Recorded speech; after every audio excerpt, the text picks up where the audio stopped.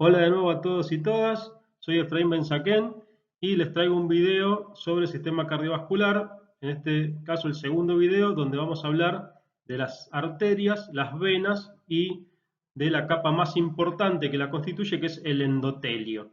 Ahí vamos. Bueno, los vasos tienen clásicamente tres capas. Una capa externa de tejido conectivo que los recubre, que es la adventicia, que no está presente en todos los vasos, sino en los vasos más grandes. Una túnica media, cuyo principal componente son las fibras de músculo liso y que varía mucho de acuerdo al tipo y al tamaño de vaso.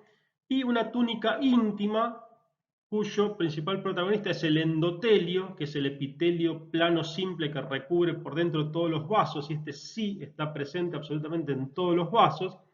Y luego, por debajo de ese epitelio, como en todo epitelio, hay una lámina basal. Algunos autores mencionan la lámina basal como, como la membrana basal del epitelio más el tejido conectivo unido a ella. Y luego hay una capa subendotelial, que es muy importante porque aquí es donde se producen las placas de ateroma y todos los procesos inflamatorios, que está constituida por tejido conectivo laxo, que puede tener fibras musculares y que tiene una capa elástica cuya importancia varía de acuerdo al tamaño de los vasos. Todo esto ya lo vamos a ir viendo. Acá tenemos un esquema donde nos muestra el endotelio de la íntima, nos recuerda que en los vasos venosos, sobre todo en los miembros inferiores, hay válvulas para evitar el reflujo. Luego hay una membrana elástica que separa generalmente a la túnica íntima de la túnica media. La túnica media, que es principalmente muscular, puede tener componente elástico en mayor o en menor medida según el tamaño del vaso.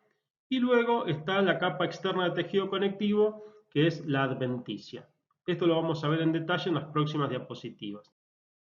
Bueno, acá tiene un esquema de cómo funciona el sistema circulatorio. Esto ya se los he mostrado antes, pero es importante recordarlo. Si arrancamos de cualquier punto, podemos arrancar, por ejemplo, del ventrículo izquierdo.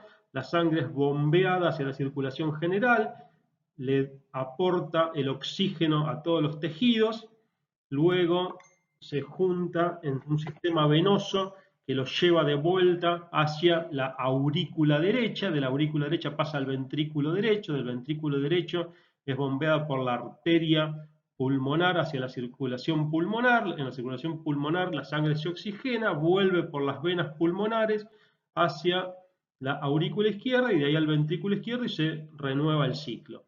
¿Cuál es el dato importante de esta diapositiva? Dos cosas. Primero, que arteria o vena no es lo importante si lleva sangre oxigenada o carbooxigenada, sino si saca la sangre del corazón y la lleva hacia los tejidos, es una arteria.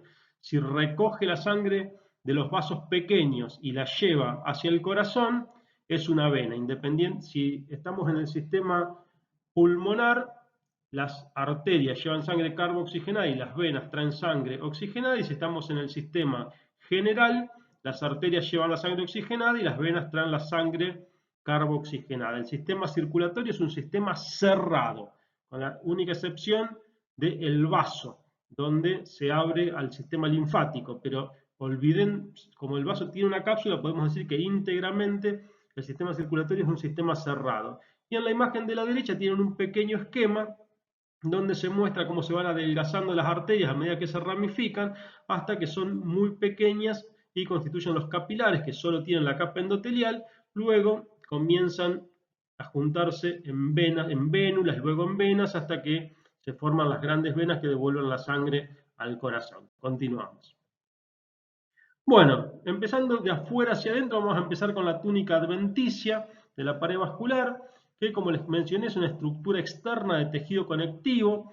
Por esta estructura externa transcurren los vasos, que nutren a los grandes vasos, es decir, la vasa vasorum, y también los nervios que la inervan. En esta imagen con tricrómico vemos acá en la letra A claramente cómo se diferencia la adventicia bien en azul de la capa media, que es principalmente de músculo liso. Acá en el vaso arterial se ve perfectamente, y en el vaso venoso se ve un poco más difuso, sobre todo por todo el tejido conectivo que tiene alrededor. Pero si vemos acá, bien en azul, vemos la adventicia y la capa muscular mucho más fina, y lo que ven en color violeta son fibras elásticas.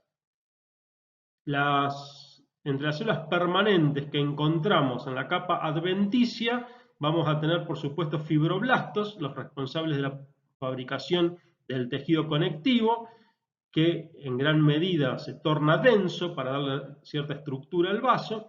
Y por supuesto, como en todo tejido conectivo, hay macrófagos que se ocupan de la función inmunológica. Las fibras son principalmente de colágeno tipo 1 y puede tener en distinta proporción fibras elásticas. Continuamos. Bueno, la túnica media vascular se extiende desde la elástica de la capa interna o subendotelial hasta la capa adventicia. Es la que más se modifica de acuerdo al tamaño y al tipo de vasos. De hecho, en las grandes arterias es muy grande esta capa media y con un importante componente de tejido elástico fabricado por las mismas células de músculo liso, como lo vamos a ver. Está formado, además, como les decía, por células de músculo liso que sintetizan todo el tejido conectivo que las rodea. O sea, en esta capa no hay fibroblastos. La función de los fibroblastos es cumplida por las células de músculo liso que, como vimos en el contenido que desarrollamos para el primer parcial, son células que se originan en las mismas células madres indiferenciadas y por lo tanto la célula de músculo liso puede cumplir la función de sintetizar la matriz extracelular y es la responsable de las características de la túnica media en todos los vasos. Continuamos.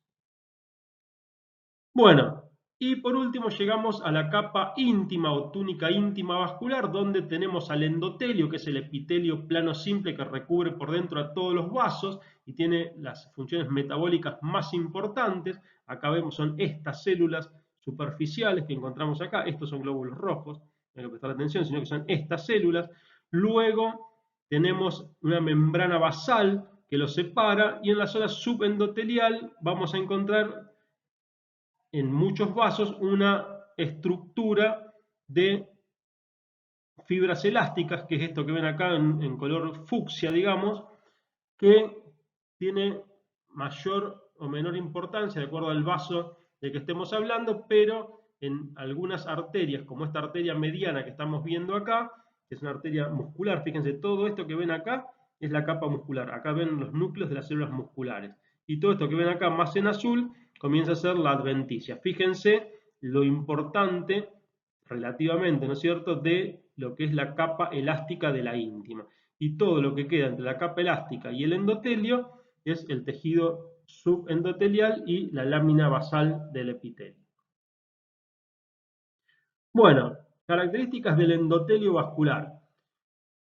Es un epitelio plano simple que tapiza por dentro todos los vasos, esto lo he repetido hasta el cansancio.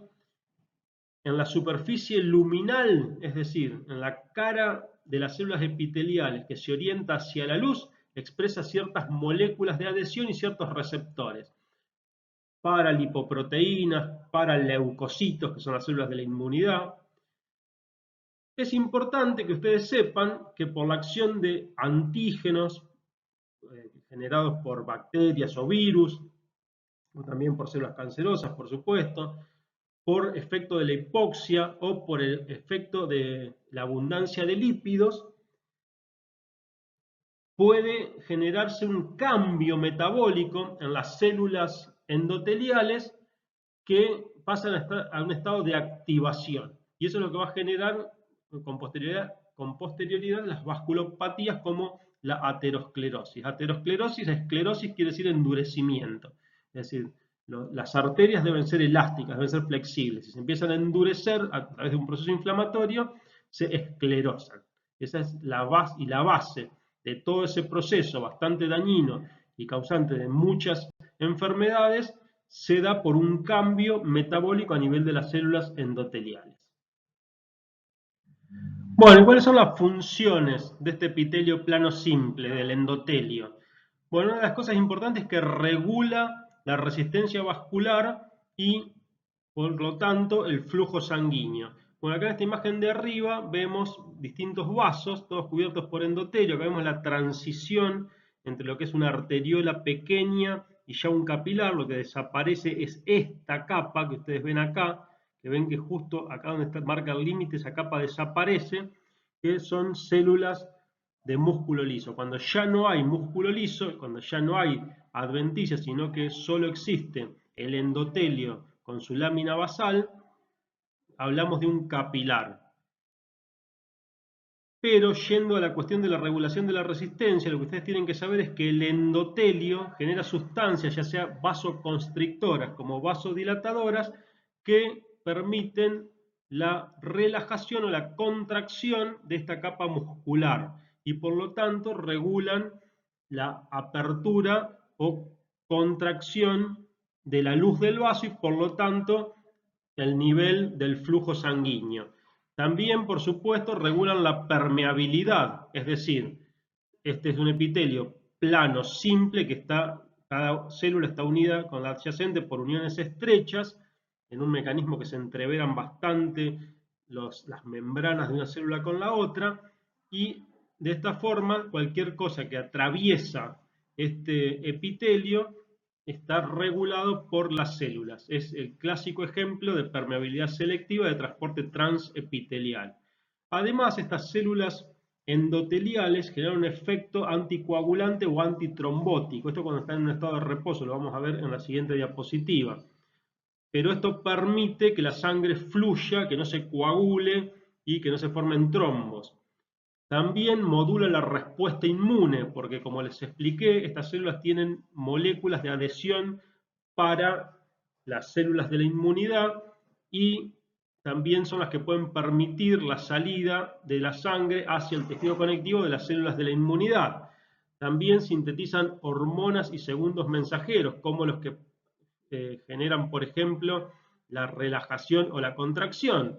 Y tienen un efecto sobre las lipoproteínas que tienen la capacidad de oxidarlas a través de la producción de radicales libres, fijarlas, oxidarlas e incorporarlas al tejido conectivo subyacente donde son metabolizadas por macrófagos. Cuando hay un exceso de consumo de lípidos y de lipoproteínas en sangre, esos macrófagos que están en la capa subendotelial empiezan a acumular lipoproteínas y se convierten en células espumosas y son parte de la patogenia de la aterosclerosis, de la arteriosclerosis, que lo vamos a ver en las siguientes diapositivas.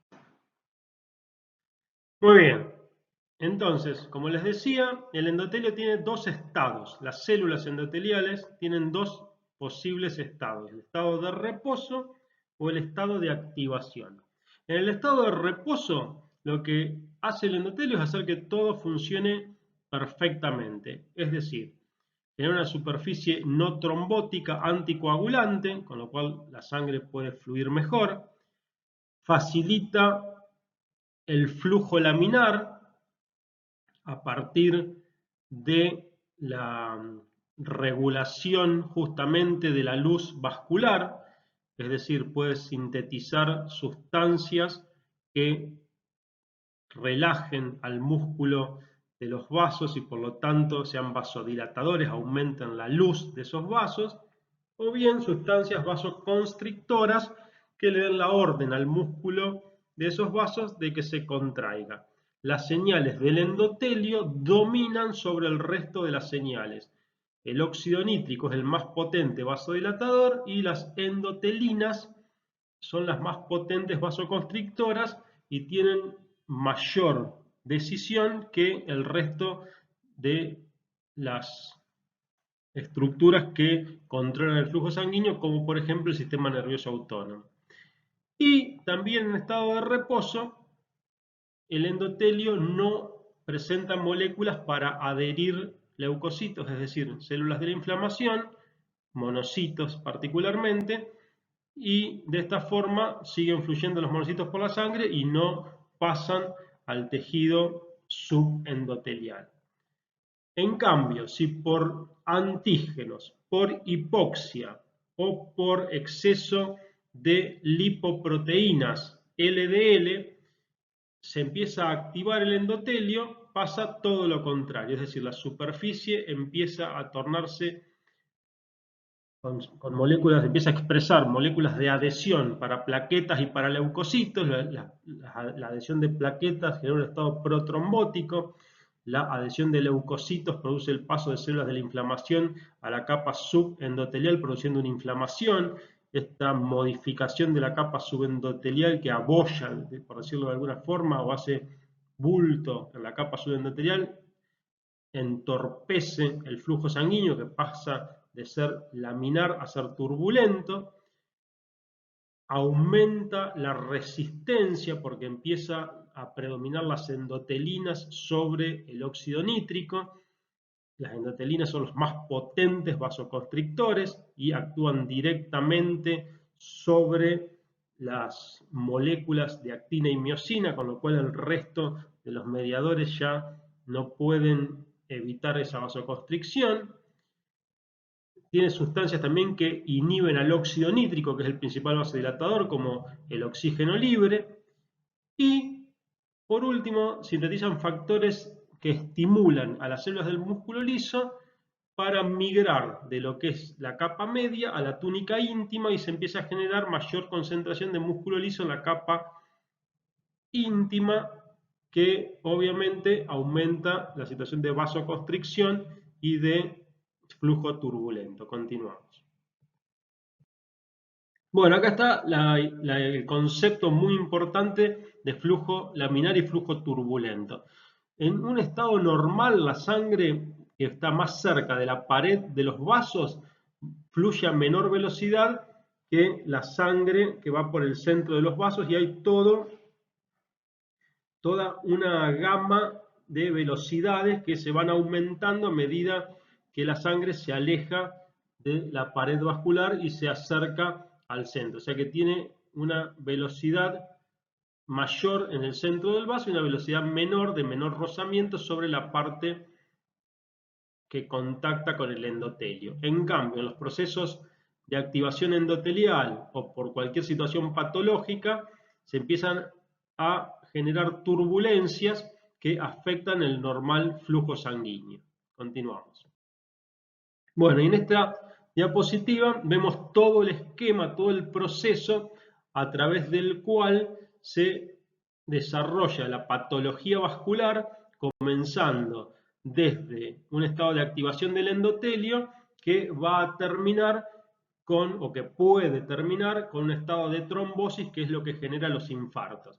Entonces, una lesión inicial hace que el endotelio se active, hace que los monocitos que andaban tranquilamente circulando por la sangre se empiecen a adherir al endotelio y que pasen a la capa subendotelial. También se fijan lo que se llama el colesterol malo, las lipoproteínas LDL, que son oxidadas por las células endoteliales y luego en ese estado son absorbidas por los macrófagos que forman esta célula que vemos acá, que es la célula espumosa. Obviamente acá vemos como el nivel de, acá se ha dibujado con estos pelitos que son las proteínas de adhesión para leucocitos y para lipoproteínas, etcétera, va aumentando. Las células musculares empiezan a sintetizar factores de crecimiento que hacen que las células de músculo liso migren desde la capa muscular hacia la capa subendotelial. También sintetizan fibras de colágeno, que es esto que vemos en azul, con lo cual eso es propiamente lo que genera la esclerosis, es decir, el endurecimiento de los vasos. Y bueno, este proceso se puede empezar a acelerar y lo que vemos acá es que aumenta el número de macrófagos, aumenta el número de células espumosas, con lo cual se va estrechando la luz del vaso, porque como les dije en la placa anterior, aumentan las sustancias vasoconstrictoras, o las vasodilatadoras no tienen el efecto deseado por todo este estado proinflamatorio, y lo que puede llegar a pasar es que aumente el nivel de adhesión de plaquetas, que es esto que ustedes ven acá, y que se genere un trombo. Cuando se genera el trombo, las plaquetas y la fimbrina empieza a dejar atrapados a los eritrocitos, que son los glóbulos rojos que ven acá, y lo que puede pasar es que se colapse totalmente la luz del vaso y que se produzca el infarto. El infarto es la no irrigación de un tejido, es decir, si este vaso se trombosa totalmente la luz, no va a pasar sangre hacia el otro lado y el tejido que estaba irrigado por ese vaso se va a infartar. Así que todo este proceso comienza con un estado de activación de las células endoteliales, que es lo que hay que evitar para mantener el estado saludable. Continuamos.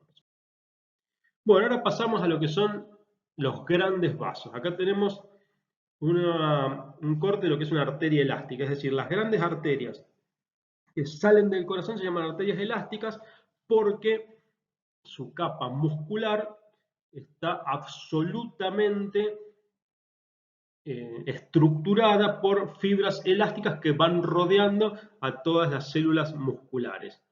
Esto es muy importante para el funcionamiento de la circulación porque durante la sístole, es decir, durante la contracción del corazón, estas arterias se distienden y permiten aceptar toda la sangre que sale de los ventrículos y luego, como justamente tienen paredes elásticas, empiezan a presionar sobre esa sangre intentando retornar a su estado original y eso va empujando la sangre produciendo un flujo continuo. Acá lo que vemos es la luz, el endotelio y la capa subendotelial. La capa subendotelial termina en esta línea que ustedes ven acá, bien eosinófila, que son las fibras elásticas. Estas fibras elásticas se llama que es una lámina elástica fenestrada, es decir, que tiene ciertos lugares por donde deja pasar distintas sustancias que van de una capa a la otra, y luego ya comienza toda esta estructura que son células musculares rodeadas por fibras elásticas. Fíjense que la pared media, la pared muscular, la túnica media, es muchísimo más grande que el resto de las capas. Fíjense las proporciones relativas. Acá tienen en la íntima, que termina justamente donde está esta capa elástica de la íntima, y después ya empieza la capa muscular que se extiende hasta esta estructura que es la adventicia, que es de tejido conectivo. Acá vemos en la punta de flecha cómo transcurren vasos pequeños que irrigan a los grandes vasos. Esto se llama la vasa vasorum. Continuamos.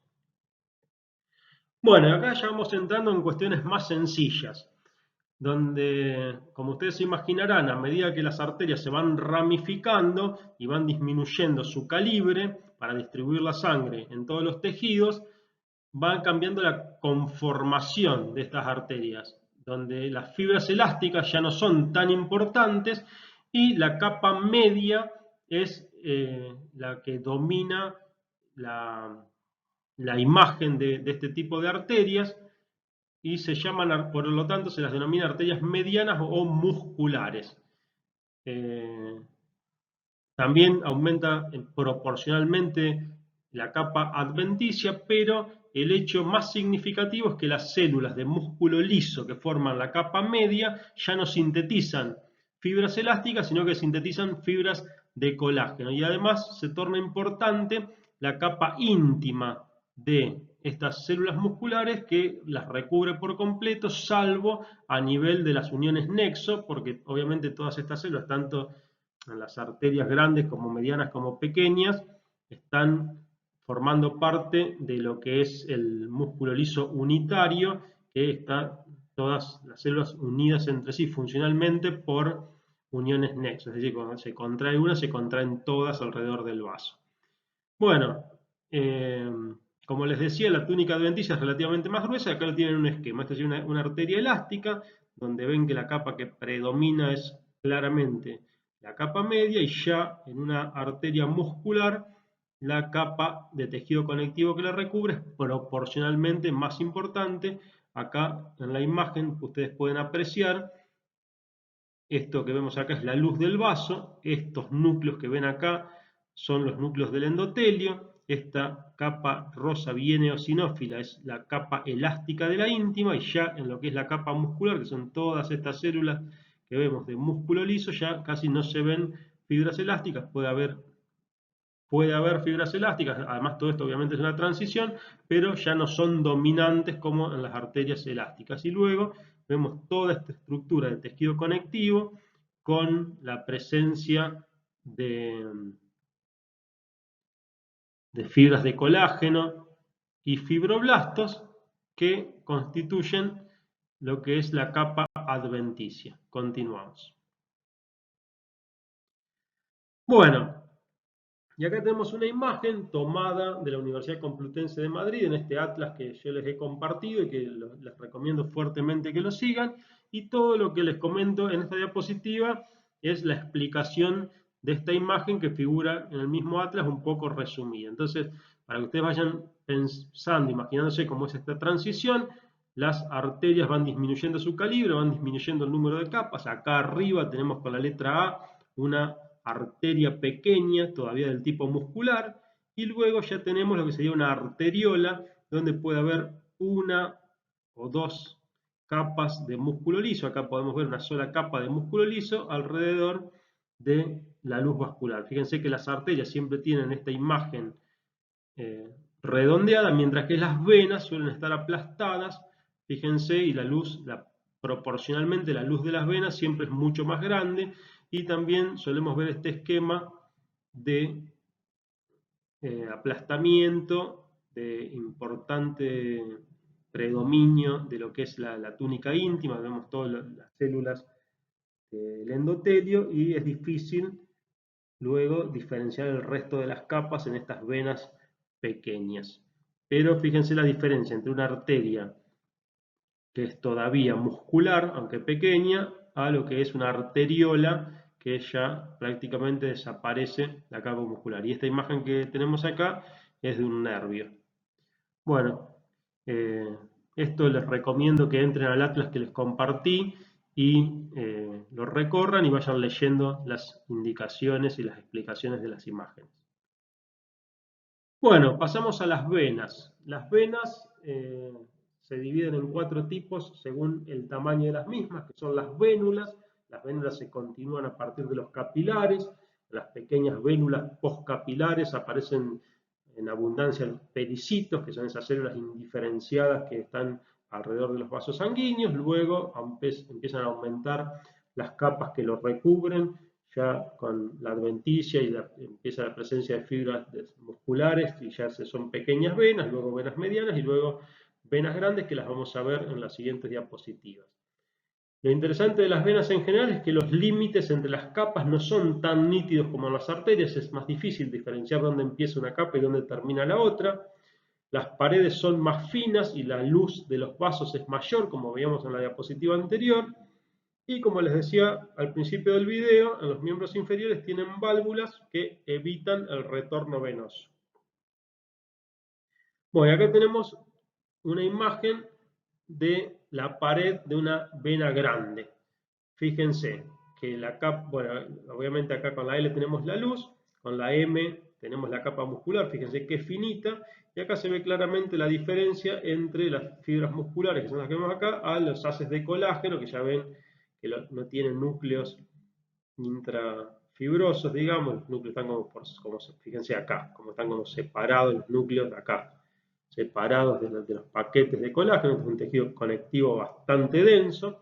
Todo esto conforma la adventicia y, como ya les dije varias veces, la adventicia alberga a la vasa vasorum, es decir, los vasos que inervan a los vasos. Y luego lo que tenemos acá con la letra C es el tejido conectivo subyacente. Pero lo importante de esta imagen es que ustedes pueden observar con toda claridad el absoluto predominio de la capa adventicia sobre el resto de las capas. Cuando en una arteria de gran tamaño lo que va a predominar es la capa media muscular y que además va a tener fibras elásticas. O sea que la diferencia entre las arterias y las venas a nivel histológico es muy clara y esto lo tienen que saber. Bueno, y por último vamos a ver las venas de pequeño tamaño con más detalle.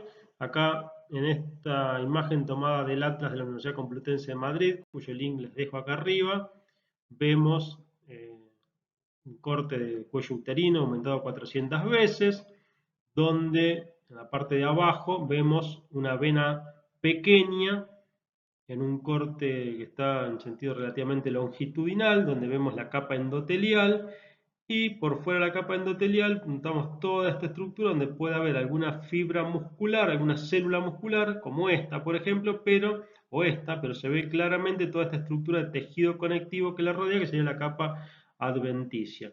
Por dentro todo lo que se ven son glóbulos rojos o hematíes, y esto es un glóbulo blanco.